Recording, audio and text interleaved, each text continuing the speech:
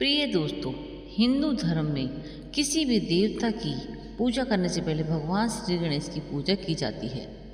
भगवान गणेश जी का ज्ञान के देवता और उनकी पूजा करने से किसी भी बाधा को आसानी से दूर करने में मदद मिलती है। किंतु यदि गणेश भगवान की पूजा मंत्र का जाप से ना की जाए तो उनकी पूजा कभी भी संपन्न नहीं मानी जाती है। इसलिए आज आप हमको गणेश जी का भगवान का एक ऐसा मंत्र सुनाने वाले हैं जो बहुत छोटा सा है, किंतु जो भी व्यक्ति इस छोटे से मंत्र को पूरी श्रद्धा के साथ उसका मंत्र जाप करता है तो उसके जीवन में बदलाव होना निश्चित हो जाता है। गणपति महाराज की कृपा से ऐसे व्यक्ति के जीवन में धन या सम्मान, कीर्ति, सभी प्रकार की सुख सुविधा मिलना तय हो जाता है। तो दोस्तों, बस आपको इस मंत्र को अपने घर या दुकान पर मोबाइल फ़ोन पर चलाकर 108 बार पूरा सुनना है। अगर आप गणेश जी भगवान की कृपा अपने ऊपर पाना चाहते हैं तो हमारे चैनल ज्ञान के सागर को सब्सक्राइब करके वीडियो को दिल से लाइक करके कमेंट बॉक्स में जय श्री गणेश अवश्य लिखें। तो दोस्तों, जब आप इस मंत्र को याद करते हैं और कमेंट बॉक्स में जय श्री गणेश लिखते हैं तो समझ लीजिए भगवान गणेश के चरणों में आप सभी भक्तों की हाजिरी लग जाएगी। आप सभी की विनती भगवान गणेश तक पहुंच जाएगी। तो दोस्तों, वीडियो को दिल खोलकर शेयर करना है और गणेश जी भगवान को मंत्र को 108 बार जरूर सुनना है। आप देखेंगे कि हर रोज़ अगर 108 बार आप सुनते हैं, आपके व्यापार पे आप चला के छोड़ दीजिएगा। देखते जाइए आपके धीरे धीरे आपको कारोबार कितनी तेजी रुक लेता है। आप पर जो भी कर्जा बना होगा वो भी हट जाएगा। आपकी जो भी इच्छा है वो सब पूरी होगी। तो चलिए दोस्तों, मंत्र शुरू करते हैं। मंत्र हमारा इस प्रकार है। एकदंताय विद्महे वक्रतुंडाय धीमहि। एकदंताय विद्महे वक्रतुंडाय धीमहि। एकदंताय विद्महे वक्रतुंडाय धीमहि। एकदंताय विद्महे वक्रतुंडाय धीमहि। एकदंताय विद्महे वक्रतुंडाय धीमहि। एकदंताय विद्महे वक्रतुंडाय धीमहि। एकदंताय विद्महे वक्रतुंडाय धीमहि। एकदंताय विद्महे वक्रतुंडाय धीमहि। एकदंताय विद्महे वक्रतुंडाय धीमहि।